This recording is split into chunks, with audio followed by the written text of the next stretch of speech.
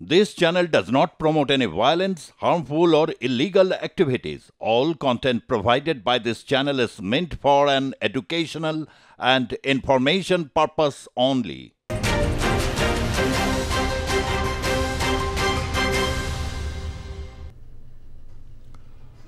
নমস্কার, আপনাদের সকলকে স্বাগত জানিয়ে শুরু করছি আজকের পর্বের জনমত। আমি সুজিত চট্টোপাধ্যায় রয়েছি আপনাদের সঙ্গে। পবিত্র ঈদে বহু মানুষ আজকে এই বঙ্গে তারা নামাজে সামিল হয়েছেন। রমজানের এই যে দীর্ঘ উপবাস এবং যে কৃচ্ছ সাধন তার মধ্যে শেষ হওয়ার পরই পবিত্র ঈদের আজ দিন। তাই যারা দর্শক রয়েছেন তাদের সকলকে পবিত্র ঈদের শুভেচ্ছা শুভকামনা জানিয়ে শুরু করছি আজকের পর্বের জনমত। আমি প্রথমেই দেখাবো যে বাংলাদেশের যে ঘটনা প্রবাহ রয়েছে সেখানে গতকালই বলেছিলাম ঈদের আনন্দ সেখানে রয়েছে। এবছরে জুলাই আগস্ট মাসে যে বিদ্রোহ, সেই বিদ্রোহের পর একটা অন্তর্বর্তী সরকার চলছে এবং সেই সরকার যারা চালাচ্ছেন এবং যাদের সেই সরকারের যারা সমর্থক বহু মানুষ রয়েছেন যাদের কাছে ঈদের আনন্দটা একটু অন্যরকম। এবারে স্বাভাবিকভাবে একটা তারা কোথাও একটা জায়গা থেকে মুক্তি তারা পেয়েছেন, কিন্তু যাদেরকে আজ এক কঠিন অসহায় অবস্থার মধ্যে দিয়ে যেতে হচ্ছে তাদের কাছে ঈদের সময় অনেকেই পরিবার ঘর ছাড়া তারা রয়েছেন এবং তাদের কাছেও একটা ঈদের যে আনন্দ সে আনন্দ অনেকটাই নিরানন্দ হয়ে গেছে। এরকমই একটা মহল রয়েছে এবং পশ্চিমবঙ্গে তো বিভিন্ন চিত্র রয়েছে। প্রথমে যদি একটু রেড রোডের দিকে নজর রাখি, আজকে রেড রোডে প্রত্যেক বছরের মতোই এবছরও ঈদের নামাজ অনুষ্ঠানে বহু মানুষ যারা রয়েছেন ইসলাম ধর্মাবলম্বী মানুষের কাছে আজকের দিন অত্যন্ত পবিত্র। সকলের কাছে এটি একটি খুশির ঈদ এবং হয়ে যাওয়ার পর প্রত্যেকে অনেকে যারা কোলাকুলি করে তারা প্রীতি সম্ভাষণ করেছেন এবং এবারও মমতা বন্দ্যোপাধ্যায় সেখানে ছিলেন। তার যে বক্তব্য তিনি বক্তব্য যে রেখেছেন সেই বক্তব্যের মধ্যে ঈদে তিনি ঠিক কী বক্তব্য রেখেছেন সেই বক্তব্য প্রথমে একটু আপনাদের কাছে শোনাবো। कंट्री को डिवाइड करने जाता है तो पहले कॉन्स्टिट्यूशन को सलामत करो। कॉन्स्टिट्यूशन में क्या बोला? हम लोग सेकुलर है। नवरात्रि चल रहा है, मैं उसको भी शुभकामना देंगे, लेकिन हम नहीं चाहते हैं कि इसके लिए अब दंगा करे। कोई आदमी आम जनता नहीं करते हैं, कोई एक पॉलिटिकल पार्टी करते हैं। ये शर्म का बात है, दुख का बात है। जो लाल पार्टी पहले बड़ा बड़ा बात करते थे सेकुलरिज्म का, आज लाल और गेरुआ एक हो गया। होने दो, होने दो। हम लोग रहेगा, हम अकेला ही रहेगा, हम अकेला 100 है। हम लोग लड़ते हैं जिंदगी से, हम लोग लड़ते हैं हमारा जान से। हमारा जान कबूल है हर धर्म के लिए, हर परंपरा के लिए और इज्जत के लिए। ये बात मालूम रखना चाहिए। मैं हर तरह सोचती हूँ कि साल परसों का तमन्ना आज हमारा दिल में है। देखते हैं जोर किसका बाजुए के दिल में है। वही होता है जब मंगल होता है। और आप हमको गाली देता है, दे दो जितना भी मर्जी, हम उसको केयर नहीं करते हैं। आपको दुआ में हम भी शामिल है, हमारा भी दुआ मिल गया। हम भी हर रोज प्रे करते हैं हर धर्म के लिए, हर कास्ट के लिए, हर कम्युनिटी के लिए, हर किट के लिए। इसी के लिए करते हैं कि हमारा एक शायरी है कि सब तो हम इतना डरते नहीं हैं, कफन तो हमारा लिए इंतजार करते हैं, हम कफन के लिए इंतजार नहीं करते हैं। आपको पता होना चाहिए। इसी बात के लिए हम कहेंगे चेंज करो कॉन्स्टिट्यूशन, तो आप तो डिवाइड कर सकते हो। जब एपीजे आलम था हमारा देश का राष्ट्रपति कौन था? हिंदू ना मुस्लिम? नेताजी सुभाष चंद्र बोस के साथ शाहनवाज खान जब लड़ाई किया था, कौन थे वो? हिंदू या मुस्लिम? इकबाल ने जब लिखा सारे जहां से अच्छा हिंदुस्तान हमारा, वो कौन थे? हिंदू या मुस्लिम? पूछिए लोगों को। आर्मी में जो काम करते हैं उसको एक ही आइडेंटिटी रहता है, वो हिंदू हो, चाहे मुस्लिम हो, चाहे सिख हो, चाहे ईसाई हो। देखो रामकृष्ण ने क्या बोला, देखो स्वामी विवेकानंद ने क्या बोला। हम रामकृष्ण का धर्म मानता है, स्वामी विवेकानंद को धर्म मानता है, लेकिन हम जानबूझ के एक गंदा धर्म जो इसने बनाया, जो एक जुमला पार्टी ने बनाया, वो धर्म को हम नहीं मानता है। वो तो हिंदू धर्म का खिलाफ में है, और हिंदू ने आपको खिलाफ में नहीं है, और क्रिश्चियन आपका खिलाफ में नहीं है। कुछ पॉलिटिकल लीडर है जो इसमें सौदागारी करते हैं, सौदा करते हैं, उसको सौदा का दुकान हम बंद कर देगा अगर आप लोग सब एक साथ में रहेगा, एक कट्टा में रहेगा। चुनाव को टाइम में बहुत बड़े बात करते हैं, मैं चुनाव को बात नहीं करती हूँ। आप 1 महीना का बाद आप जो रोजा, अल्लाह ने आपको रोजा कबूल करे, आपको परिवार के शांति दे, আপনাদের সবাইকে ভালো রাখুন, আপনারা সকলে সুস্থ থাকুন, আপনারা সকলে সুন্দর থাকুন, আপনারা শান্তিতে থাকুন, সাম্প্রদায়িক সম্প্রীতি বজায় রাখুন, একতা বজায় রাখুন। আমি এইটুকু বলে বলবো, रोशनी चाँद से होता है, सितारों से नहीं, और ईद का चाँद होता है कामयाब के लिए।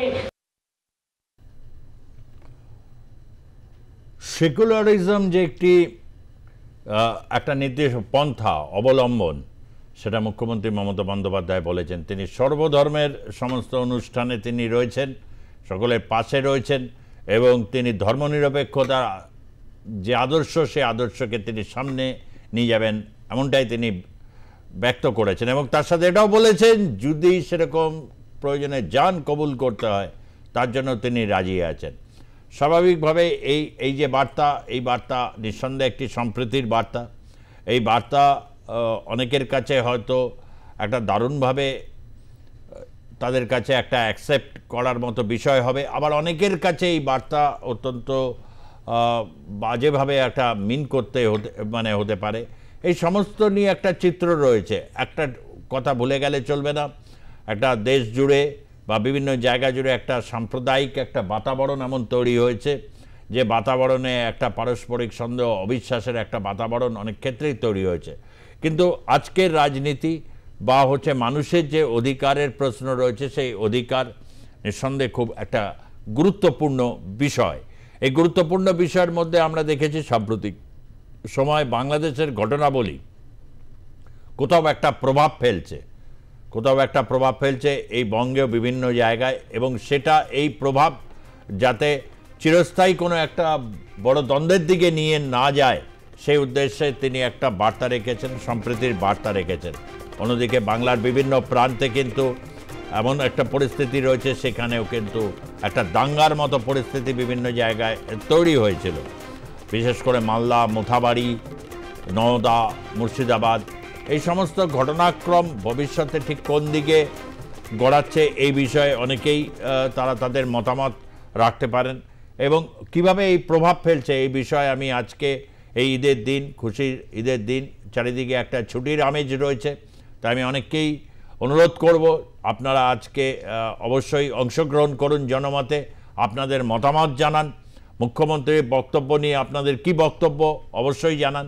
এবং আমি তাই বলবো পিসিআরকে যে ফোন লাইন খুলে দিতে, এবং আমাদের সঙ্গে আজকে রয়েছে সুচারু মিত্র রয়েছে, এবং তার সাথে রয়েছেন ডক্টর প্রদীপ চ্যাটার্জি, যিনি রাষ্ট্রবিজ্ঞানের অধ্যাপক, কল্যাণী বিশ্ববিদ্যালয়। আমি প্রদীপবাবুর কাছে একটু জানতে যাব, প্রদীপবাবু, মুখ্যমন্ত্রীর এই যে বক্তব্য, আজকাল সেকুলার যারা হয়, ধর্মনিরপেক্ষ, তারা কার্যত বিভিন্ন ক্ষেত্রে অনেকেই নানাভাবে রাজনৈতিকভাবে তাদেরকে কোণঠাসা করার চেষ্টা চলে রাজনৈতিকভাবে, বা অনেক ক্ষেত্রেই যেটা হয় তারা ট্রোলিংয়ের সামনে গিয়ে পড়েন। তবু ভারতবর্ষে এই চর্চাটা যেমন একটা লড়াই আছে, একটা সেকুলারদের লড়াই একটা রয়েছে, কংগ্রেস হোক, তৃণমূল কংগ্রেস হোক, বহু যারা রাজনৈতিক দল রয়েছে তারা এই লড়াইটা করছেন। বাংলাদেশের সেকুলারিস্টদের অবস্থা কিন্তু খুব শোচনীয় বলা যেতেই পারে। সংখ্যালঘুদের অবস্থাও খুব শোচনীয়, সেকুলারিস্টদের অবস্থা শোচনীয়। সেই ছবিটার অন্তত একটা ব্যতিক্রমী চিত্র অন্তত এই বঙ্গে পাওয়া যায়। এটা এখনো পর্যন্ত অনেকটা আশাব্যঞ্জক, এটা বলা যেতেই পারে। প্রদীপবাবু। অবশ্যই, তার কারণ হচ্ছে দেখুন সুজিত দা, আজকে মুখ্যমন্ত্রীর যে বার্তা সেটা আসলে গ্রাম বাংলায় এখনো অব্দি বিভিন্ন অঞ্চলে চারিপাশে কিন্তু হিন্দু মুসলিমের একটা সৌহার্দ্য বাতাবরণ রয়েছে। ফলে সেই জায়গাটা কিন্তু যেটা ভারতবর্ষের সংবিধান বা ভারতবর্ষের যে ঐতিহ্য তার যে ভিত্তি, সেই ভিত্তিটাকে কিন্তু আরো বেশি করে আলোয় নিয়ে আসছে পশ্চিমবঙ্গের এই উদাহরণ। তার কারণ হচ্ছে পশ্চিমবঙ্গে বহুদিন ধরেই ধর্মনিরপেক্ষতার একটা বাতাবরণ রয়েছে, কিন্তু বর্তমান সময়ে আমরা দেখতে পাচ্ছি যে বিভিন্ন ধরনের রাজনৈতিক কৌশলে বা রাজনৈতিক বার্তায় কোথাও গিয়ে হয়তো বিশেষ একটা সম্প্রদায়ের মধ্যে ভীতি তৈরি হচ্ছে। আজকে 2006-07 সালে তখন বিরোধী নেত্রী আজকের মুখ্যমন্ত্রী মমতা বন্দ্যোপাধ্যায় রিজওয়ানুর রহমানের যে কেস সেই নিয়ে রাস্তায় নেমেছিলেন। আজকে প্রায় 2026, 20 বছর তারপরে তিনি আজকে আবার একটা বিধানসভা নির্বাচনের আগে আমরা দাঁড়িয়ে এই 20 বছর ধরে কিন্তু মানে মুসলিম সম্প্রদায় পশ্চিমবঙ্গে একদিকে অনেকে বিজেপি যারা তারা হচ্ছে গিয়ে বলবেন যে মুসলিম সম্প্রদায়ের বৃদ্ধি হয়েছে এবং হিন্দুরা কোণঠাসা হয়ে গেছে। আমি কিন্তু অন্তত একজন অধ্যাপক হিসাবে, গবেষক হিসাবে এইটুকু বলতে পারি যে মুসলিম সম্প্রদায়ের উন্নতি এবং হিন্দু সম্প্রদায়ের উন্নতি একইভাবে কিন্তু পশ্চিমবঙ্গে হয়েছে। তার ফলে যেটা হয়েছে যে ভারসাম্য বজায় আছে, এখানে কোনো সম্প্রদায়ের মধ্যে ভীতির বাতাবরণ নেই। এই যে একটা মানে কি বলবো একটা অভয় রয়েছে যে হ্যাঁ আমাদের মুখ্যমন্ত্রী বা আমাদের যে রাজ্যের যারা শাসন ক্ষমতায় এখনো অব্দি পশ্চিমবঙ্গে এসেছে তারা কিন্তু কখনোই সাম্প্রদায়িকতার বীজ নিয়ে রাজনীতি করেনি। তারা ধর্মনিরপেক্ষতার বীজ নিয়ে মানে ধর্মনিরপেক্ষতার বার্তা দিয়েই রাজনীতি করেছে। এখন আজকে এই মুহূর্তে আমি একটু কলকাতার বাইরে রয়েছি, ঘাটালে রয়েছি, এবং সেখানে আমি আজকে সারাদিন ধরে দেখেছি যে কিভাবে দুটি সম্প্রদায়ের মধ্যে এত একটা সৌহার্দ্যের বন্ধন যে আমি বুঝতেই পারছি না যে কলকাতা কেন্দ্রিক হয়ে গেল কি বিজেপির যে সাম্প্রদায়িকতা বা এই যে হিন্দু ভোটের বিভাজন, এটা কি একটু কলকাতা কেন্দ্রিক রাজনীতি? কারণ এই যে গ্রাম বাংলায় আমি আছি সেখানে কিন্তু এই কোনো প্রভাব আমি দেখতে পেলাম না। আমি কিন্তু দেখতে পাচ্ছি এখানে প্রত্যেকের মধ্যে একটা মেলবন্ধন, প্রত্যেকের বাড়িতে যাচ্ছে, একটা আনন্দের বাতাবরণ যেটা হওয়া উচিত, সম্প্রীতির বাতাবরণ। ফলে কোথাও গিয়ে মনে হচ্ছে যে এই যে একটা সাম্প্রদায়িকতার রাজনীতি সেটা বোধহয় কলকাতা কেন্দ্রিক বা দিল্লি কেন্দ্রিক বা রাজধানী কেন্দ্রিক। এই গ্রাম বাংলার মতো জায়গায় সেখানে কিন্তু এখনো এই ছোঁয়াটা পড়েনি, এবং এর একটা প্রধান কারণ মুখ্যমন্ত্রী মমতা বন্দ্যোপাধ্যায়ের যে বার্তা, প্রত্যেকের সাথে প্রত্যেকের পাশে থাকার বার্তা, সেটা কিন্তু গ্রাম বাংলা অব্দি পৌঁছেছে। আর অন্য যে রাজনীতি, বিরোধী দলের রাজনীতি, বিজেপির রাজনীতি, সেটা শহর কেন্দ্রিক হয়ে আছে। এবং সেই জন্যই আমি বলবো যে এটা একটা বড় সাফল্য যে গত 20 বছর ধরে একটা রাজনৈতিক শক্তি তারা কিন্তু একইভাবে একটা অভয় দান করে আছে যে একটা সম্প্রদায়ের পাশে আমরা আছি এবং প্রত্যেকটা সম্প্রদায়কে সমানভাবে বেড়ে উঠতে দিচ্ছি। এটা কিন্তু পশ্চিমবঙ্গের একটা বড় সাফল্য বলে আমি মনে করি। সুচারু, প্রদীপবাবু বলছেন এই রাজ্যে একটা সম্প্রীতি রয়েছে, এটা ঠিক কথাই, এবং এই রাজ্যে একটা কোথাও ধর্মনিরপেক্ষতার একটা চর্চা রয়েছে, এবং হচ্ছে একটা ধর্মনিরপেক্ষতা এই চর্চার জন্য স্বাভাবিকভাবে হচ্ছে অনেকেই খুব আশ্বস্ত থাকেন আর কি। কিন্তু সাম্প্রতিক ঘটনা বলি, কোথাও কি ভারতীয় জনতা পার্টি বা অনেকেই তারা যে রাজনীতিক বার্তাটা দিচ্ছেন, বিশেষ করে মোথাবাড়ি বা বিভিন্ন যে ঘটনাগুলো ঘটেছে সেখানে তারা দিচ্ছেন যে এইখানেও হিন্দু বিপন্ন হচ্ছে এবং নানা কিছু হচ্ছে, এবং সেই কোথাও একটা জায়গায় সেই প্রাণের ইয়েটা নেই। কিন্তু গ্রাম বাংলার চিত্র এক, কলকাতার চিত্র আরেক। এইটা প্রদীপবাবুর যে বক্তব্য, এই বক্তব্যের সাথে তুমি কতটা একমত? মানে কলকাতার চিত্রটা ভিন্ন, গ্রাম বাংলার চিত্রটা এক, এবং সবচেয়ে বড় কথা এইখানে কি সত্যি কি একটা ভীতি সঞ্চার করা, না এটা ভারতীয় জনতা পার্টির একটি কৌশল? না, প্রথমেই বলি ওনার সঙ্গে অনেকটাই একমত। দ্বিতীয় যে বিষয় সেটা হচ্ছে এই যে হিন্দুত্ববাদ এবং সেটাকে আলাদাভাবে দেখা, সেটাকে রাজনৈতিকভাবে ইস্যু করা, এদিকে যদি দেখেন আজকে যখন আপনার সঙ্গে কথা হচ্ছে আগামী পরশুই সেখানে রয়েছে তৃণমূলের থেকে হিন্দু ভোটার বাঁচাও কর্মসূচি বিজেপির ডাকে। কে থাকবেন? ইন্দ্রনীল খাঁ থাকবেন, পশ্চিমবঙ্গের বিধানসভার বিরোধী দলনেতা শুভেন্দু অধিকারী থাকবেন, রাজ্য বিজেপির নেতৃত্ব থাকবে, মুরলীধর থেকে রাজ্যের মুখ্য নির্বাচনী আধিকারিকের দপ্তর পর্যন্ত যাবে। তাদের বক্তব্য যে বেছে বেছে হিন্দু ভোটারদের তালিকা থেকে বাদ দেওয়া হচ্ছে। ফলে এই যে বিজেপির বিরুদ্ধে যে অভিযোগ, সাম্প্রদায়িক রাজনীতির যে অভিযোগ, সেই অভিযোগ শাসক দল তৃণমূল কংগ্রেস বারবার রাখছে এবং আজকেও রেড রোডের সভাতে মুখ্যমন্ত্রী মমতা বন্দ্যোপাধ্যায় আরও একবার স্পষ্ট করে বললেন যে ধর্মনিরপেক্ষ, আমি ধর্মনিরপেক্ষতার পক্ষে এবং সেটা নিয়েই বারবার বলবো, কে কি বললো তাতে আমার কিছু যায় আসে। এবং এমন একটা প্রেক্ষাপটে যেটা আজকে দেখলাম যে সম্প্রীতির ছবি, রেড রোড মানে শুধু নয়, কলকাতার বিভিন্ন প্রান্তেও সম্প্রীতির ছবি, এবং দাদা বলল যে জেলার বিভিন্ন প্রান্তেও সেই সম্প্রীতির ছবিটাই ধরা পড়ছে। কিন্তু এই সম্প্রীতিটা বোধহয় বছরের অন্যান্য দিনগুলো থাকছে না। এই নির্দিষ্ট একটা ঘোষিত দিনে তাকে মনে করলাম বা ঘোষিত দিনে আমি সম্প্রীতি দেখালাম আর বাকি দিনগুলো কোনো সম্প্রীতি থাকলো না, এটা খুব পরিষ্কার। আপনি দেখুন শুভেন্দু অধিকারী বা বিজেপি নেতাদের বক্তব্যটা খুব মন দিয়ে শুনুন। হিন্দু হিন্দু ভাই ভাই, বিভেদ ভুলে একসাথে এসো ভাই, এই যে স্লোগানগুলো কন্টিনিউয়াসলি চলছে, এটা খুব স্পষ্টভাবেই বার্তা যাচ্ছে যে 2026-এর বিধানসভা নির্বাচনে ধর্মের ভিত্তিতে, ধর্মকে রেখেই রাজনীতি হবে এবং সেটা চরম পর্যায়ে যাবে, এটা খুব পরিষ্কার। মোথাবাড়ির ইনসিডেন্টের কথা আপনি বললেন। আগামীকাল সংসদের অধিবেশন শুরু হচ্ছে। বাংলার বিজেপি সাংসদরা সিদ্ধান্ত নিয়েছেন যে মোথাবাড়িতে যে ঘর বাড়ি বা দোকানপাট ভাঙা হয়েছে, প্রচুর মানুষ ঘর ছাড়া রয়েছেন, এ বিষয় নিয়ে সংসদে বিষয়টি বাংলার বিজেপি সাংসদরা উত্থাপন করবেন। এবং খগেন মুর্মু, মালদার যিনি এমপি, তিনি বলেছেন যে এনআইএ তদন্ত হোক মোথাবাড়ি নিয়ে। ফলে এটাকে যে জিইয়ে রাখতে চাইছে, এই রাজনীতিটাকে যে ভারতীয় জনতা পার্টি জিইয়ে রাখতে চাইছে, সেটা খুব পরিষ্কার। সংসদদেরকেও অ্যাপিয়ার করতে হবে, সংসদে তারা বিষয়টি রাখবেন, মানে এটা খুব পরিষ্কার। আমার কথা হচ্ছে সম্প্রীতিটা সারা বছর থাকুক, একটা নির্দিষ্ট সময় না থেকে পরেই আবার গণ্ডগোল, এটা বোধহয় কাঙ্ক্ষিত নয়। খুব গুরুত্বপূর্ণ এটা বলে যে সম্প্রীতি বা সেটা যদি সারা বছর যদি বজায় না থাকে, তাহলে আজ কোলাকুলি হলো, কাল হচ্ছে পরস্পরের দিকে ধেয়ে গেল, এই সম্প্রীতিটা কি মানে? এবং এই সম্প্রীতির ক্ষেত্রে একটা রাজনৈতিক প্রশ্ন, বড় প্রশ্ন, এবং এই রাজনৈতিক প্রশ্নে এখানে যে হিন্দুত্ববাদী রাজনীতি বিশেষ করে বাংলায় একটা তীব্রতা পাচ্ছে, তার কারণ হচ্ছে বাংলাদেশে হিন্দুরা আক্রান্ত বলে এইরকম একটা ন্যারেটিভ একটা চলছে। ফলে একটা যারা সেকুলারিস্ট আছেন তাদের কাছে একটা খুব কঠিন সময় আসছে যে তারা এইটাকে কিভাবে রেশনালাইজ করবেন। এইটা প্রদীপবাবু, তার কারণ আজকের যুগে তো কোনো খবর তো অজানা নয়। পার্শ্ববর্তী বাংলাদেশে কখন কি ঘটনা ঘটছে তার কয়েক মিনিটের মধ্যে, ঘন্টার মধ্যে সবাই জেনে যাচ্ছে। এরকম একটা পরিস্থিতির মধ্যে থেকে দাঁড়িয়ে আপনি ভবিষ্যতে এই যে সম্প্রীতি বা 2026-এ যে তীব্র মেরুকরণের মাধ্যমে যে ভোট প্রক্রিয়া হবে, সেটা খুব কঠিন হয়ে দাঁড়াচ্ছে। কি কঠিন হয়ে দাঁড়াচ্ছে মানে কি হচ্ছে, হিন্দু সম্প্রদায়ের মধ্যে কি ধারণা কাজ করতে পারে বলে আপনি মনে করেন? আমি আপনাদের শোতে অনেকবারই বলেছি যে যত বেশি ধর্মভিত্তিক রাজনীতির দিকে বিরোধী রাজনৈতিক দল নিয়ে যাবে 26-এর আগে, তত বেশি কিন্তু তৃণমূল কংগ্রেসের প্রতি মানুষের আকর্ষণ এবং ভরসা বাড়বে। তার কারণ ভোটের সময় ইস্যুটা হচ্ছে সাধারণ মানুষের রুটি রুজির ইস্যু।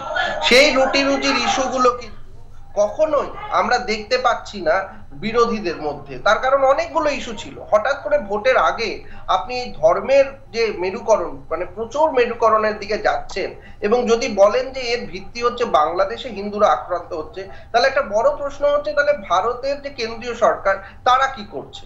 তাদেরকে তো একেবারে বিশ্বের সব থেকে শক্তিধর রাষ্ট্র মার্কিন যুক্তরাষ্ট্র গ্রিন সিগন্যাল দিয়ে দিয়েছে যে বাংলাদেশের দিকে যেটা সঠিক পদক্ষেপ সেটা করার জন্য। তাহলে এখনো অবধি কেন একটা চাপ সৃষ্টি করে এই যে ইসকনের যে মহারাজ চিন্ময় কৃষ্ণ প্রভু, তার যে একটা জামিন, সেটা এখনো করার জন্য একটা চাপ দিতে পারছে না কেন্দ্রীয় সরকার ডিপ্লোম্যাটিক নৈতিক স্তরে? তাহলে আজকে এখানে যারা বিরোধী রাজনীতি করছে তারাই তো, তাদের দল হচ্ছে কেন্দ্রে ক্ষমতায় রয়েছে, তাহলে তারা তাদের বাংলাদেশের ইস্যু নিয়ে পশ্চিমবঙ্গে রাজনীতি না করে কেন্দ্রীয় সরকারের উপরে চাপ সৃষ্টি করা উচিত রাজ্যের বিজেপি শাখার, যে আপনারা দ্রুততার সাথে ওখানে যাতে সংখ্যালঘুরা নিশ্চিন্তে থাকে, নিরাপদে থাকে, তার ব্যবস্থা করুন। সেটা না করে সেই জুজুটা দেখিয়ে পশ্চিমবঙ্গের ভোটের সময় ধর্মের মেরুকরণ করে কোনো ধরনের রাজনৈতিক লাভ তুলতে পারবে না।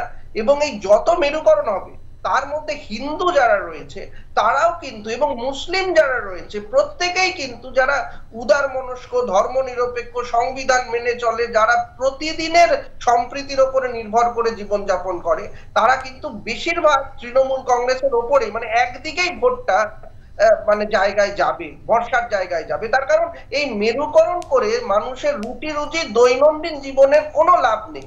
মানুষ, যেখানে মুসলিম সম্প্রদায়ের লোক, তারাও যেরকম রোদে গরমে বৃষ্টিতে যেরকম ভাবে, বন্যায় যেরকম ভাবে অসুবিধায় পড়ে, একজন হিন্দু সম্প্রদায়ের মানুষও ঠিক একই ভাবে তাদের জীবনের যে সমস্যাগুলো সেগুলো এক। ফলে সেখানে ধর্মের ভিত্তিতে কোনো রাজনীতি হলে এবং তার প্রচন্ড মেরুকরণ হলে সেটা কিন্তু পশ্চিমবঙ্গের যে রাজনীতির মাটি রয়েছে সেটা কিন্তু মেনে নেবে না। ফলে এইটা একটা ভুল রাজনীতি, বা আমি জানি না ইচ্ছে করেই হয়তো এই রাজনীতি করা হচ্ছে, যাতে করে আগামী দিনে মানুষের কাছে যাওয়া আর কোনো, মানে পশ্চিমবঙ্গের মধ্যে বিরোধী রাজনৈতিক দলগুলোই শাসক দলকে অনেক বেশি সুবিধা করে দিচ্ছে তাদের ভুল রাজনৈতিক কৌশল। আমি সুচারুর কাছে আসবো। আমাদের সঙ্গে একজন দর্শক যোগ দিয়েছেন, রতন হরকড়া কাকিনাড়া থেকে। বলুন। হ্যাঁ, নমস্কার। বলছি যে আমাদের মাননীয় মুখ্যমন্ত্রী সঠিক কথাই বলেছেন। আমাদের দেশটা হচ্ছে ধর্ম নিরপেক্ষ দেশ। এটা ধর্মটাকে নিয়ে রাজনীতি করলে হবে না। এই যে বিজেপির নেতারা যে সাম্প্রদায়িক বীজ বপন করছে, এতে কি হবে? এতে সাধারণ মানুষের কিছু প্রাণ যাবে। শুধু ভোটের রাজনীতি করলে তো হবে না। আরে হিন্দুত্ববাদী দল করতে হলে রাজনীতি ছাড়ুন না, বিজেপি ছেড়ে সমস্ত হিন্দুদের এক কাটা করুন না, দেখবো আপনাদের ক্ষমতা। এগুলো সব ফালতু জিনিস। এই নির্বাচনের জন্য এই সব জিনিসগুলো করছে। হিন্দু মুসলমানের যদি দাঙ্গা হয়, দেখবেন সাধারণ কিছু নিরীহ মানুষের প্রাণ যাবে। আরে হিন্দু করছে, চিন্ময় কৃষ্ণ ঠাকুরকে ছাড়াবার জন্য মোদী সরকারকে চাপ দেয় না যে আমাদের একজন হিন্দু এরকম ছেলে পড়ছে, নির্মম ভাবে তার উপর অত্যাচার হচ্ছে, সে বেলায় কিন্তু এরা কথা বলছে না। যত সব রাজনীতি এই পশ্চিম বাংলার মধ্যে, এগুলো বন্ধ করা উচিত। এই বিজেপির রাজনীতির মধ্যে কিন্তু মাথা না গলানোই সবচেয়ে ভালো। সম্প্রদায় হিন্দু মুসলমান সবাইকে আমি মিলেমিশে থাকতে বলছি। ধন্যবাদ, ধন্যবাদ। রতন হরকড়া কাকিনাড়া থেকে, যিনি নিজের ধর্মনিরপেক্ষতার যে দর্শন, ধর্মনিরপেক্ষতার যে রাজনীতি, তার সাপেক্ষে বললেন। সুচারু, দেখুন, আমি একটু বাংলাদেশের দিকটা আলোকপাত করি। এটাও তো ঠিক, আমাদের দেশে যারা হয়তো সংখ্যাগুরু, বাংলাদেশে তারা সংখ্যালঘু। সংখ্যালঘু সম্প্রদায়ের মানুষজন কিন্তু সুজিতদা বাংলাদেশে ভালো নেই। তার যুক্তি আমি দেখাই। আপনি জানেন যে প্রায় 4 মাস হয়ে গেল চিন্ময় কৃষ্ণ দাস ব্রহ্মচারী, তিনি সংখ্যালঘু বিভিন্ন সংগঠনকে একত্রিত করে, শুধুমাত্র সংখ্যালঘু হিন্দুরা নয়, বাংলাদেশের যারা খ্রিস্টান, বৌদ্ধ, তাদেরকে একত্রিত করে একটা লং মার্চের ডাক দিয়েছিলেন। চট্টগ্রাম থেকে সেই লং মার্চ তিনি করতে চেয়েছিলেন। সেটাই তার দোষ হয়ে গেল।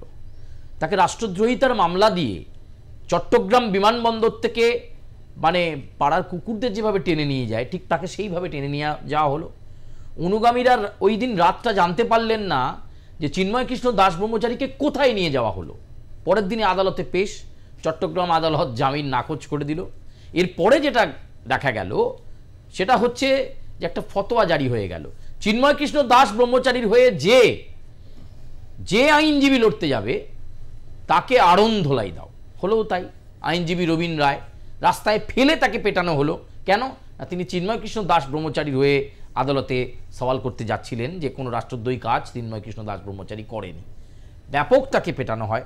মৃত্যুর সঙ্গে পাঞ্জাও তিনি লড়েন। সুস্থ হয়ে কিছুদিন আগে বাড়িতে ফিরেছেন।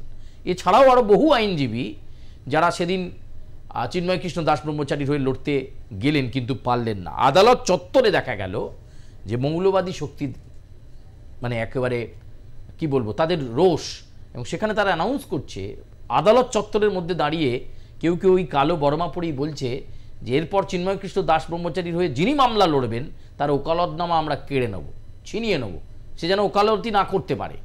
ফলে এই ভয়ঙ্কর পরিস্থিতি, এবং দেখুন দেখতে দেখতে 4টে মাস কেটে গেছে। আজকে তার জামিন মামলা শুনানি ছিল বাংলাদেশের হাইকোর্টে, আজকেও হলো না। পবিত্র ঈদের ছুটির কারণে হলো না। ঈদের ছুটির পরে মামলা শুনবে। কোর্ট বারবার বলছে যে রাষ্ট্রদ্রোহী যে কাজ হয়েছে তার প্রামাণ্য তথ্য হলফনামা আকারে কোর্টে জমা দিতে, এখনো পর্যন্ত দেওয়া গেল না। চিন্ময় কৃষ্ণ দাস ব্রহ্মচারীর আইনজীবী বলছে যে কি মুশকিল, আমার মক্কেল তো কোনো রাষ্ট্রদ্রোহী কাজ করেছে তার প্রমাণ তো দিক, আর নয়তো কেন তাকে আটকে রাখা হবে। ফলে এটা ঠিক যে অন্তর্বর্তী সরকারের প্রধান উপদেষ্টা ডক্টর ইউনূস এবং তার সরকারের প্রতিনিধিরা এটা খুব বুঝে গেছেন যে চিন্ময় কৃষ্ণ দাস ব্রহ্মচারী যদি বাইরে চলে আসেন, জেলের বাইরে চলে আসেন, তাহলে কিন্তু আবার তিনি সংখ্যালঘুদেরকে একত্রিত করবেন এবং তাতে করে যে আন্দোলন তৈরি হবে সেই আন্দোলন কিন্তু ঠেকাতে পারবেন না। ফরাদ মাজার আপনার সত্যিই আলোচনা হয়েছিল, বিশিষ্ট কবি বাংলাদেশে, যিনি সংখ্যালঘুদের সঙ্গে ডক্টর ইউনূস হঠাৎ একটা নাকি বিশেষ বৈঠক করেছিলেন, যদিও সেখানে চিন্ময় কৃষ্ণ দাস ব্রহ্মচারী কোনো অনুগামী ডাক পাননি। সেখানে ফরাদ মাজার বলেছিলেন যে এই ব্যাপারটা কিন্তু ঠিক হচ্ছে না, চিন্ময় কৃষ্ণ দাস ব্রহ্মচারী কোনো রাষ্ট্রদ্রোহী কাজ করেননি, ওনারে ছাইরা দেন, কিন্তু ছাড়ে নাই, তাকে ছাড়লো না। তারপরেও একাধিক মামলা তাকে দেওয়া হয়েছে, 4 মাস হয়ে গেছে, এবং আমি নিশ্চিত আপনাকে বলতে পারি যে আগামী কয়েক মাসেও চিন্ময় কৃষ্ণ দাস ব্রহ্মচারী জেলের বাইরে আসবে না, জেলের গড়াতেই তাকে কাটাতে হবে। তাহলে এই প্রশ্নের জবাব কে দেবে? ডক্টর ইউনূস দেবেন? অন্তর্বর্তী সরকারের যারা সদস্যরা রয়েছেন তারা দেবেন? কারা দেবেন এর উত্তর? যে একজন নিরপরাধ মানুষ যার বিরুদ্ধে এখনো এই সিচুয়েশনস কি বলতে চাইছো বাংলায় বিজেপি মানে প্রচার করার মানে হাতিয়ার তুলে দিচ্ছে? হ্যাঁ, একদম তাই, একদম তাই। এটাকে ইস্যু করেই তো পশ্চিমবঙ্গের বিধানসভার বিরোধী দল নেতা পেট্রাবল সীমান্তে চলে গেলেন, ঘোজাডাঙ্গায় গেলেন, চিন্ময় কৃষ্ণ দাস ব্রহ্মচারীকে অবিলম্বে ছাড়তে হবে, নানা রকম দহরম মহরম চলল বিভিন্ন বর্ডার জোনগুলোতে বেরিয়ে, কিন্তু কাজের কাজ কিছু হলো কি? কিছুই হলো না। দেখতে দেখতে 4 মাস হয়ে গেল। আমি আবার আপনাকে বললাম, এখনো পর্যন্ত কোনো তথ্য বা আকাট্য তথ্য প্রমাণ জমা পড়েনি হলফনামা আকারে যেখানে চিন্ময় কৃষ্ণ দাস কোনো রাষ্ট্রদ্রোহী কাজ করেছিলেন বলে। আমরা রয়েছি আজকে ঈদের দিনে অনুষ্ঠানে এবং ফোন লাইন খুলে দিয়েছি যাতে জনমতে আপনারা অংশগ্রহণ করতে পারেন। আমাদের সঙ্গে এই মুহূর্তে রয়েছেন ইউনূস আলী মুর্শিদাবাদ থেকে। ইউনূস আলী বলুন। নমস্কার। হ্যাঁ নমস্কার। আপনাদের তো অনুষ্ঠানে অংশগ্রহণ করার অবকাশটা খুব কমিয়ে দিয়েছেন। আমি অনুরোধ করব প্রথমে যে একটু আমাদের একটু বলার সুযোগটা দেবেন।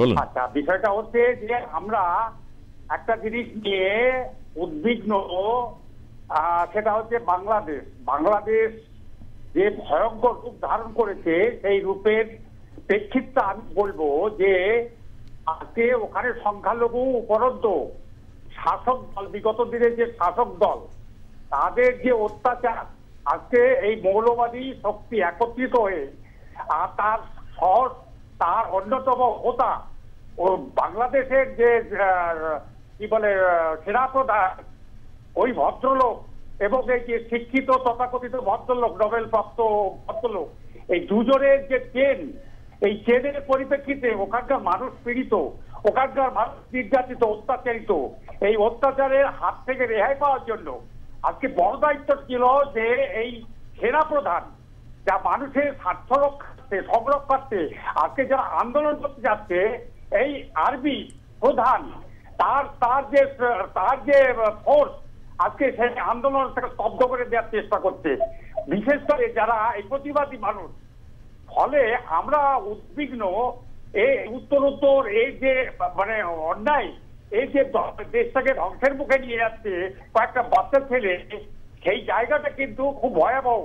উপলব্ধ হচ্ছে যে আমাদের বাংলায়, এপার বাংলায় যে সম্প্রীতি, যে গণতান্ত্রিক মানসিকতা, সেই মানসিকতার সঙ্গে আমাদের যে সম্পৃক্ততা ছিল, সেখানে আমরা মানসিকভাবে আহত হচ্ছি।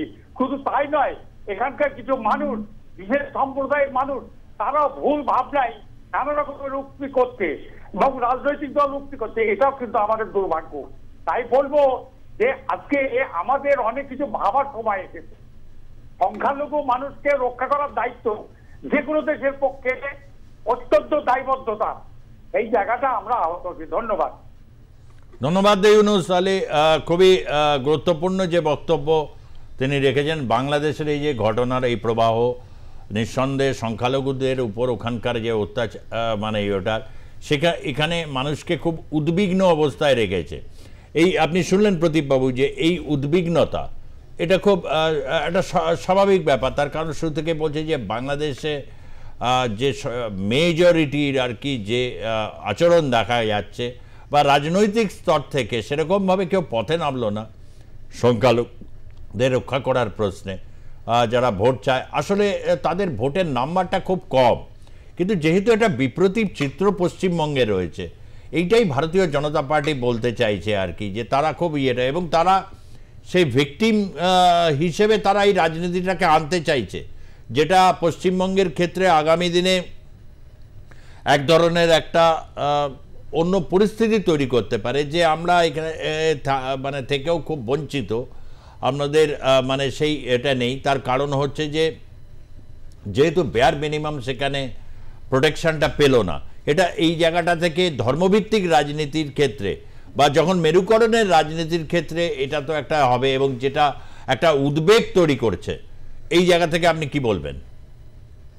দেখুন, আমি প্রথমেই বলবো যে বাংলাদেশের রাজনীতির সাথে পশ্চিমবঙ্গের রাজনীতির যে সংযুক্ত করার চেষ্টা বিজেপি করছে, এটা কিন্তু একটা ভুল রাজনীতি, এটা হয় না। তার কারণ হচ্ছে বাংলাদেশ একটা জাতি রাষ্ট্র, পশ্চিমবঙ্গ ভারতের একটা অঙ্গরাজ্য। তো ফলে বাংলাদেশের জাতীয় রাজনীতির সাথে পশ্চিমবঙ্গের একটাই যোগাযোগ, সেটা হচ্ছে বর্ডার। যেহেতু বর্ডার শেয়ার করে, ফলে সেখান থেকে লোকজন যাতে পশ্চিমবঙ্গে না চলে আসে, ভারতের উপরে চাপ সৃষ্টি না করে, এই সম্পূর্ণ দায়িত্ব ভারতীয় কেন্দ্রীয় সরকারের। সেখানে পশ্চিমবঙ্গের মানুষজনের কোনো মানে জায়গা নেই, মানে কোনো স্টেক হোল্ডার নয় পশ্চিমবঙ্গের মানুষেরা। তাদের যদি বর্ডারের মাধ্যমে তারা যদি যে কোনো উপায়ে ভেতরে ঢুকে যায়, তার দায়িত্বটা তো কেন্দ্রীয় সরকার, স্বরাষ্ট্র মন্ত্রকের, যারা বর্ডারটাকে দেখে। অন্য কথা বলছি যে আজকে পশ্চিমবঙ্গে যারা সংখ্যালঘু সম্প্রদায়, তারা কি কোনো ধরনের আস্ফালন দেখাচ্ছে যে বাংলাদেশে আমরা যেহেতু সংখ্যাগরিষ্ঠ, তাই বাংলাদেশে দেখুন আমরা কিরকম সংখ্যা, যারা লঘু তাদেরকে কিরকম হিন্দুদের চাপে রেখেছি, তাহলে মুসলিমরা কি এখানে, যারা মুসলিম সম্প্রদায়, তারা কি এখানে কোনো দাদাগিরি দেখানোর নতুন ছলচাতুরি করছে? এইটা দেখতে হবে যে হিন্দুরা আক্রান্ত, হঠাৎ করে এটা কেন মনে হচ্ছে। এই জায়গাটাতেই একটা বড় প্রশ্ন, যে যেখানে বলা হচ্ছে যে হিন্দুরা আক্রান্ত, হিন্দুরা আগামী দিনে আরো আক্রান্ত হবে, তাহলে এখন প্রশ্ন হচ্ছে যে বিজেপির পশ্চিমবঙ্গ শাখা, তারা যদি পশ্চিমবঙ্গে ক্ষমতায় আসে, তাহলে কি পশ্চিমবঙ্গ মুসলিম শূন্য হবে?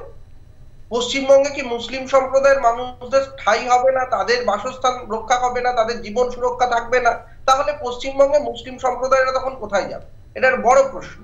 ফলে এই জায়গায় পশ্চিমবঙ্গের বিজেপির যে শাখা, তাদের কাছে কোনো উত্তর নেই। তারা কোনো ধরনের ইস্যুকে ঘিরে পশ্চিমবঙ্গের মানুষের সমর্থন পাচ্ছে না। ফলে যে জায়গায় তাদের উৎপত্তি, ধর্ম হিন্দুত্ববাদ, সেটা নিয়ে আঁকড়ে ধরেছে 2026-এর আগে। পশ্চিমবঙ্গে হিন্দুরা সুরক্ষিত, হিন্দু এবং মুসলিম সমস্ত সম্প্রদায়ের সম্প্রীতি রয়েছে। এখানে রাজনীতির বীজ তৈরি করে যে ঘটনার কথা আপনারা উল্লেখ করলেন, যে বিজেপি সাংসদরা সংসদে এটা নিয়ে আলোচনা করবে, সেই জায়গায় আজকে আসলে পশ্চিমবঙ্গে অন্যান্য যে ঘটনাবলী, সেই ঘটনাবলীর থেকে একটা ঘটনাকে আপনি চিহ্নিত করে বড় করে দেখিয়ে সেটাকে ন্যাশনাল মিডিয়ার সামনে নিয়ে এসে পশ্চিমবঙ্গে অন্যান্য যে সম্প্রীতির উদাহরণগুলো, সেগুলো কিন্তু আপনি পেছনের সারিতে রাখছেন। এটা উদ্দেশ্য প্রণোদিত ভাবে একটা রাজনৈতিক কাজকর্ম, যেটার সাথে পশ্চিমবঙ্গের সাধারণ মানুষের কোনো সংযোগ নেই। এবং ভোট যত এগোবে তত বোঝা যাবে যে এই রাজনীতি একটা অন্তঃসারশূন্য রাজনীতি, যেটা বিজেপি করতে চাইছে। এবং আমার মনে হয় যে বিজেপির মধ্যেও কিন্তু এটা নিয়ে প্রশ্ন আছে, যে সংখ্যালঘুদের প্রতি বিজেপির ঠিক পদক্ষেপ বা ঠিক বক্তব্যটা কি হবে, এই নিয়ে বিজেপির মধ্যেও অন্তর্দ্বন্দ্ব, অন্তর্কলহ আছে। ফলে আজকে দেখতে হবে যে বিজেপি নিজের রাস্তা করতে গিয়ে তৃণমূল কংগ্রেসের রাস্তা আরো পরিষ্কার করে দিচ্ছে, এবং এটা বিরোধী রাজনৈতিক দল হিসাবে তাদের কাছে কাম্য ছিল। আমি আসব আরও একজনের কাছে, যিনি অত্যন্ত বিভিন্ন সময় জনমতে অংশগ্রহণ করেছেন, গোড়াচাঁদ মণ্ডল নবদ্বীপ থেকে। হ্যাঁ বলুন গোড়াচাঁদ বাবু। হ্যাঁ নমস্কার। আমি আমার বক্তব্য হলো, ইদানিং বাংলাদেশে যে অত্যাচার হয়েছে আমাদের বিশেষ করে সংখ্যালঘুদের উপর, তাতে শুধু ভারতের না, যে কোনো দেশের অন্তত হিন্দু সম্প্রদায় প্রত্যেকের মনেই আঘাত পেয়েছে। তাই এই অবস্থায় আমাদের আমেরিকার প্রেসিডেন্ট আমাদের প্রধানমন্ত্রীকে যে দায়িত্ব দিয়েছিলেন তার কিন্তু উনি কোনো কর্তব্য কিছু করলেন না। এটাই হচ্ছে আমাদের মেইন দুঃখ। সাম্প্রদায়িক সম্প্রীতি ভারতবর্ষে চিরদিনই বজায় থাকবে। আমার বক্তব্য শেষ করছি না, নমস্কার।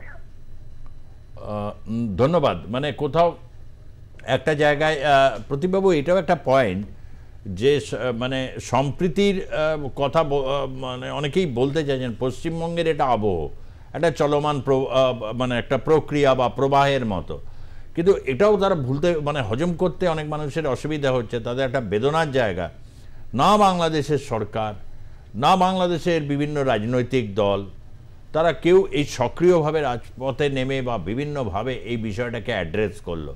উল্টে এই জায়গা থেকে ভারতীয় জনতা পার্টি বাংলাদেশের ইস্যু এবং এই রাজ্যে হিন্দুদের ইস্যুটাকে নিয়ে একটা বৃহত্তর হিন্দু ঐক্য করার তারা চেষ্টা করছেন, যেটা কতটা সফল হবে বা ব্যর্থ হলে কেন হবে?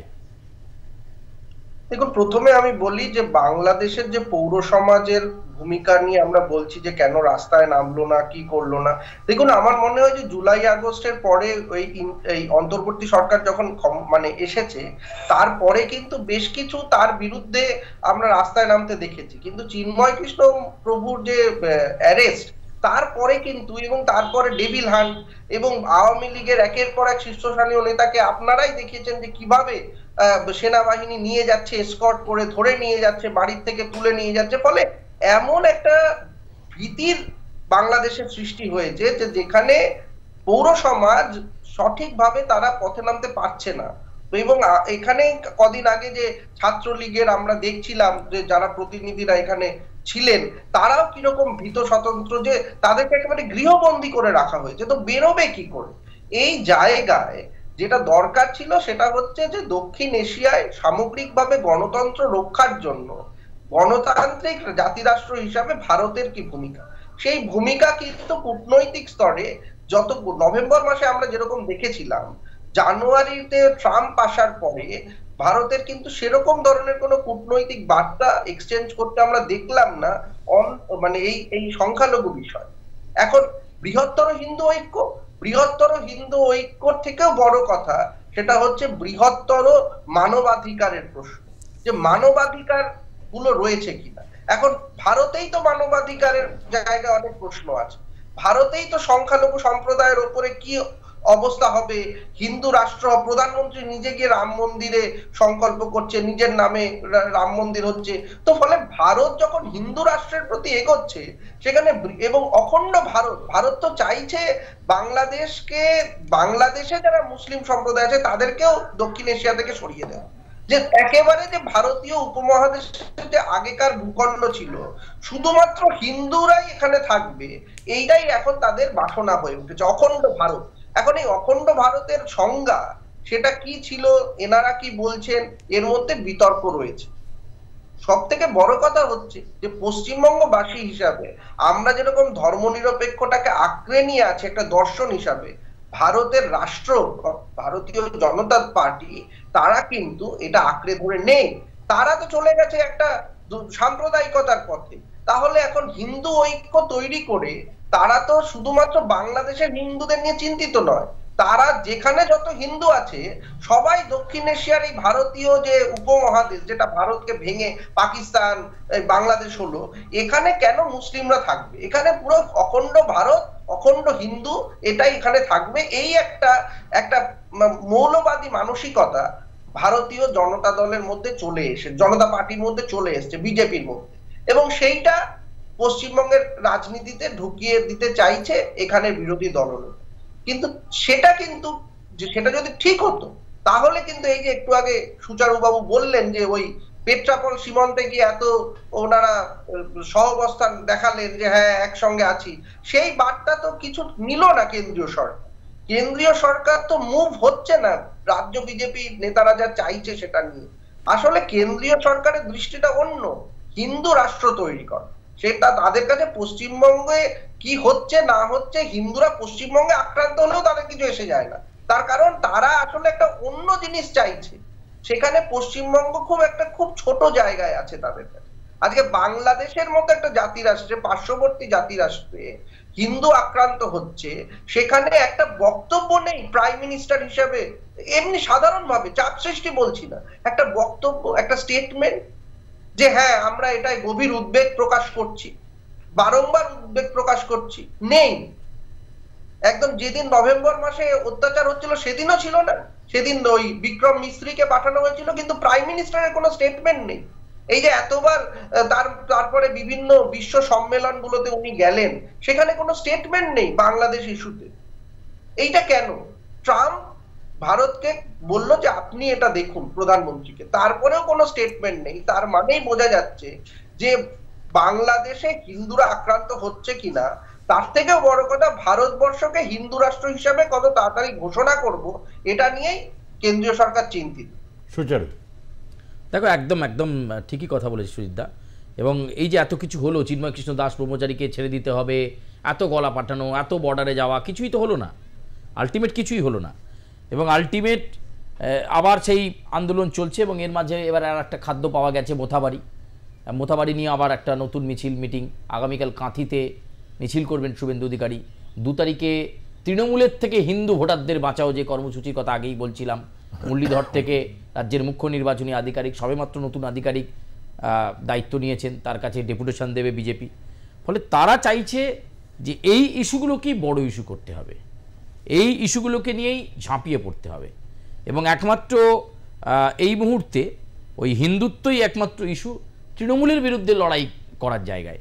এবার আপনি যদি বলেন যে এর আগের যে নির্বাচনগুলোতে তৃণমূলের বিরুদ্ধে দুর্নীতির অভিযোগ ছিল, কিন্তু এত অভিযোগ থাকা সত্ত্বেও দেখা গেছে যে তৃণমূল কংগ্রেস তারা তাদের মতো করে সাফল্য অর্জন করে নিয়েছে।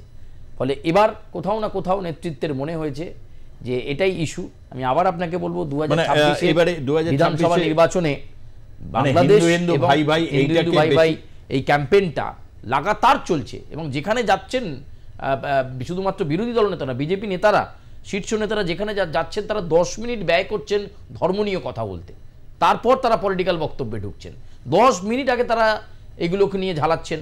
শেষ কয়েকদিন আগে বারুইপুরের সভা আমি কভার করতে গিয়েছিলাম, সেখানেও একই সঙ্গে শুভেন্দু অধিকারী বারবার বলছেন হিন্দু ভাই ভাই, বিভেদ ভুলে চলো একসাথে সবাই, হিন্দু যদি বাঁচতে চাও তাহলে একসাথে হাতে হাত ধরো। এই এতবার মানে এরকমভাবে বলতে হচ্ছে কেন, এইরকমভাবে প্রচার করতে হচ্ছে কেন?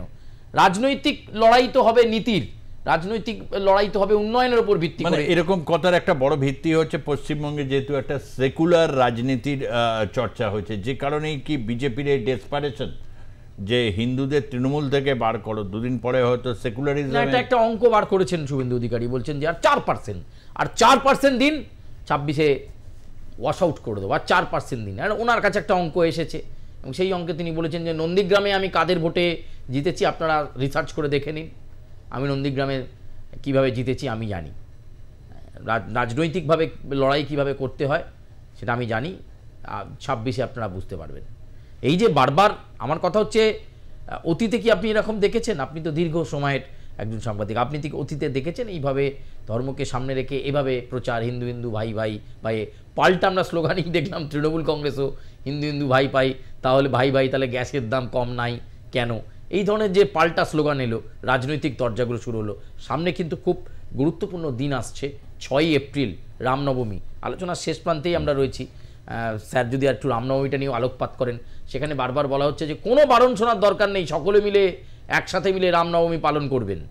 এবং বারবার বলা হচ্ছে যে শুধুমাত্র কলকাতা নয়, আসানসোল, দুর্গাপুর, ব্যারাকপুর, পশ্চিমবঙ্গের সব প্রান্তে রামনবমীর দিন থেকে আগামী 1 সপ্তাহ হনুমান জয়ন্তী পর্যন্ত ব্যাপক কর্মসূচি করুন। সেই দেখুন, সেই প্রচারে আবার কিন্তু ধর্ম এলো। সুজিতদা, এই যে জায়গাটা থেকে 26-এর নির্বাচনে বর্ডার, তারপর হচ্ছে জাল ভোটার এবং হচ্ছে জনসংখ্যার বিস্ফোরণ, বিশেষভাবে যেটা বারবার বিজেপি বলছে যে পশ্চিমবঙ্গে এই রকম প্রচুর বাংলাদেশি রোহিঙ্গা এরা এসে গিয়ে উপস্থিত হয়েছে, সেটা তারা এস্টাবলিশ করছেন বিভিন্নভাবে নির্বাচন কমিশনের কাছে। এবং তৃণমূলও পাল্টা একটা অন্য যে ন্যারেটিভটাকে নিয়ে এসছে। এই দুটো পরস্পরকে আপনি বিপরীতে যদি এটা দাঁড়িয়ে যায়, তাহলে একটা কিন্তু অনেকের ক্ষেত্রে কিন্তু এই সমস্যাটা হবে। কেন প্রত্যেক মানুষের ভেতরেই একটা কোথাও যেরকম একটা আশাব্যঞ্জক দিক থাকে, সেকুলারিজম বা এরকম একটা সম্প্রীতির আবহ, কিন্তু কোথাও একটা মানুষ এটাও ভাবে যে সে আবার এটাকে করতে গিয়ে নিজে বিপন্ন হয়ে যাচ্ছে না তো। এইটা একটা ফিলিংস কিন্তু ভারতীয় জনতা পার্টি তাদের নেতাদের বক্তব্যে কিন্তু এই ধারণাটা কিন্তু অনেকটা কিন্তু তারা স্প্রেড করতে চায়, মানে চাইছেন। এইটা নিয়ে কিছু বলবেন? আমি একটুখানি বলি, ওই 4% দিয়ে তাহলেই 26-এ আমি বুঝিয়ে দেব। আসলে এই 4%-এর কথা বলতে গিয়ে অন্তত 24% লোকের বিরোধী হয়ে যাচ্ছেন। তার কারণ হচ্ছে 4% যদি আমি দিয়ে দিই তাহলে বাকি সময় উনি কি উগ্রতা তৈরি করবেন সেটা তো আমরা দেখতেই পাচ্ছি ট্রেলার। তো ফলে 4% দিতে গিয়ে উনি আসলে 24% ভোট হারাতে চলেছেন, এইটুকু বলা যেতে পারে। দ্বিতীয় কথা, রামনবমী নিয়ে যে বৃহত্তর মানে পথে নামার বার্তা উনি দিচ্ছেন, সেখানে একটা বড় জায়গা হচ্ছে যে রামনবমী যাই করুক না কেন, এই উগ্রতা এবং ধর্মান্ধতার সঙ্গে রামনবমীর এমনি যে রামনবমীর যে ইতিহাস বা রামের যে ইতিহাস তার কোনো সংযোগ নেই। ফলে এটা রাজনৈতিকভাবে তারা এই ক্রিয়াকলাপ করছে। এমনি রামায়ণ, রামের সময় কি হয়েছে, অকালবোধন হয়েছে, রাবণের সঙ্গে কি হয়েছে, ফলে এই যে জিনিসগুলো তার সঙ্গে এখন যে রামের যে উগ্র মূর্তি, ধনুকধারী উগ্র মূর্তি নিয়ে প্রচার এবং কার বিরুদ্ধে, সেটা সাধারণ মানুষ বুঝতে পারছে। ফলে এখানে একটা জিগির তোলা, রাজনৈতিক জিগির তোলা, যাতে করে মানুষ তাদের মধ্যে যে সম্প্রীতি এবং ঐক্য তার থেকে বাইরে গিয়ে এখানে আইন শৃঙ্খলার পরিস্থিতি খারাপ হয় এবং সেই আইন শৃঙ্খলার পরিস্থিতি খারাপ নিয়ে আবার করে তৃণমূল সরকারের বিরুদ্ধে যে আইন শৃঙ্খলা রক্ষা করতেও ব্যর্থ এই রাজ্য সরকার, সেটা একটা কিন্তু বড় ইস্যু তৈরি করতে চলেছে। এবং সেই জন্য 1 সপ্তাহ ব্যাপী কর্মসূচি বলছে যে একদিনে যদি আইন শৃঙ্খলার কোনো ঘটনা না ঘটে, 1 সপ্তাহে তো ঘটবেই পশ্চিমবঙ্গের মতো এত বড় রাজ্যে, এবং সেটা যাতে বড় আকারে তৈরি হয়। তো এইখানে কিন্তু পুলিশ প্রশাসন অত্যন্ত সচেতন হবে এবং সচেতন থাকবে এই 1 সপ্তাহ ধরে। এবং আমার মনে হয় সব থেকে বড় কথা, আপনি যেটা বললেন যে দুটো ন্যারেটিভ, একদিকে হচ্ছে হিন্দু ভোটারদের বাঁচাতে হবে, হিন্দু ভোটাররা যাতে ভোটার তালিকা থেকে বাদ না চলে যায়, আবার অন্যদিকে ন্যারেটিভ হচ্ছে ভুতুরে ভোটার নিয়ে এসে না জেতা হয়ে যায়। ফলে এই দুটো ন্যারেটিভ যখন মানুষের সামনে আসবে, মানুষ কিন্তু আরো সজাগ হবে যে তার নিজের ভোটটা দিতে এবার। ফলে নিজের ভোটটা যখন সে দিতে যাবে, এবং সেই জায়গায় কিন্তু তৃণমূল কংগ্রেস অনেক এগিয়ে গেছে। ভোটার সংশোধনীর যে কর্মসূচি, সেটা আসলে জনসংযোগ কর্মসূচিতে রূপান্তরিত হয়েছে। তৃণমূল কংগ্রেসের কর্মীরা বাড়ি বাড়ি পৌঁছে গেছে, আর বিজেপির কর্মীরা রামনবমীর 1 সপ্তাহ জুড়ে কি হবে সেই নিয়ে মশগুল রয়েছে। ফলে রাজনৈতিকভাবে বাড়ি বাড়ি পৌঁছে গেছে তৃণমূল কংগ্রেস, আর বিজেপি এবং অন্যান্য বিরোধী দলরা তারা কিন্তু এখনো তাদের বুথ অঞ্চলটাকেই গঠন করতে পারেনি। ফলে এই জায়গায় মানুষের কাছে একমাত্র বিকল্প এবং একমাত্র ভরসার জায়গা তৃণমূল কংগ্রেস থাকবে, এ বিষয়ে কোনো সন্দেহ নেই। অর্থাৎ 4%-এর গ্যাপটা হচ্ছে না, কিন্তু কোথাও একটা শেষ প্রশ্ন, কোথাও কি একটা হিন্দুদের মধ্যে কি একটা কোনো পশ্চিমবঙ্গে কোথাও একটা চোরাস্রোত কি বইছে এই মুহূর্তে, যেটা 19-এ একটা পর্যবেসিত হয়েছিল, লক্ষণ দেখা গেছিল কোথাও, না এক ধরনের একটা উগ্রতা একটা কাজ করছে? কেননা যে ধরনের ভাষা বা যে ধরনের আসছে রাজনীতিতে, তুমি যেটা বলছিল অতীতে কিন্তু এতটা অ্যাগ্রেসিভলি ডাইরেক্টলি এইভাবে কিন্তু শোনেনি। চোরাস্রোত বইছে কি বইছে না সেটা তো ইভিএমই প্রতিফলন হবে। শুধু আমরা পাড়ায় খুব ভালো খেপুড়েকে দেখলে, ক্রিকেটার হোক বা ফুটবল হোক, বলি যে ভালো খেলা আছে, কিন্তু আলটিমেট যখন তাকে তুলে নিয়ে অন্য জায়গায় নামানো হলো, সে কতটা পারফর্ম করতে পারছে, সে পারলো কি না, সেটা যেমন ফ্যাক্টর। একই সঙ্গে আপনি যে বললেন, আমরা হয়তো অনুভব করছি চোরাস্রোত বইছে, কিন্তু আসলে সেটা ইভিএমে প্রতিফলন হবে যে হিন্দুদের মনে চোরাস্রোত বইছে না বহমান স্রোত বইছে, সেটা পরিষ্কার হবে ওই সময়টাতেই। আজকে আমরা এই বিষয়টাকে নিয়ে এই কারণেই চর্চা থাকলাম, তার কারণ মুখ্যমন্ত্রী মমতা বন্দ্যোপাধ্যায় যে বক্তব্য রেখেছেন, সেই বক্তব্যের নির্যাসটাই ছিল হচ্ছে পশ্চিমবঙ্গ, অন্তত গোটা ভারতবর্ষে যে রাজনীতি, সেই রাজনীতি এখন তীব্র মেরুকরণের রাজনীতি, এ ব্যাপারে কোনো সন্দেহ নেই। এবং ভারতীয় জনতা পার্টি এবং এই বছরই রাষ্ট্রীয় স্বয়ংসেবক সংঘের 100 বছর পূর্তি চলছে, এমতো পরিস্থিতিতে নাগপুরে উপস্থিত হয়েছেন প্রধানমন্ত্রী নরেন্দ্র মোদী। এবং ভারতীয় জনতা পার্টি আগামী দিনে যে রাজনীতিটা থাকবে সেটা হচ্ছে প্রবলভাবে হিন্দুত্বের রাজনীতি, এবং সেই রাজনীতির বিপ্রতীপে যে ধর্মনিরপেক্ষ রাজনীতির যে সংজ্ঞা, এবং কোথাও একটা জায়গায় সেটাকে এস্টাবলিশ করার একটা প্রবল লড়াই রয়েছে। এই ক্ষেত্রে নিঃসন্দেহে যারা এদেশে সংখ্যালঘু মানুষ যারা রয়েছেন তাদেরও একটা বিষয় এখন আগামী দিনে বোঝবার বিষয় যে তারা বিপন্নতা অনুভব করছেন, শুধু ভারতীয় জনতা পার্টির কারণে নয়, বাংলাদেশের চলমান প্রক্রিয়াও তাদের বিপন্নতা এবং লজিক সিস্টেমকে কোথাও একটা জায়গায় দুর্বল করছে। যে সংখ্যালঘুদের ন্যূনতম প্রোটেকশন দিতে, আমি খুব সচেতনভাবে এই কথাটা বলছি, ন্যূনতম প্রোটেকশন দিতে, বিশেষভাবে সংখ্যালঘু মহিলাদের তাদের আব্রু এবং সম্মান রক্ষা করার জন্য বাংলাদেশের আজকের রাজনীতিবিদ যারা রয়েছেন বা সেখানকার মিডিয়া যারা রয়েছেন সংবেদনশীলতার সাথে আদৌ কাজ করেছেন? যদি করতেন তাহলে কিন্তু রাষ্ট্রপুঞ্জে ডক্টর ইউনূসের বন্ধু মানুষ তার রিপোর্টেও কিন্তু এই প্রসঙ্গগুলো আসতো না। সুতরাং কোনোভাবে এই বিষয়টা যে রাখছে না, বাস্তব পরিস্থিতিতে দাঁড়িয়ে এই দেশের সংখ্যালঘু মানুষের বিপন্নতাটা বুঝে অন্তত বাংলাদেশের সংখ্যালঘু মানুষদের আসল বিপন্নতাটা তারা আপনারা অনুভব করবেন।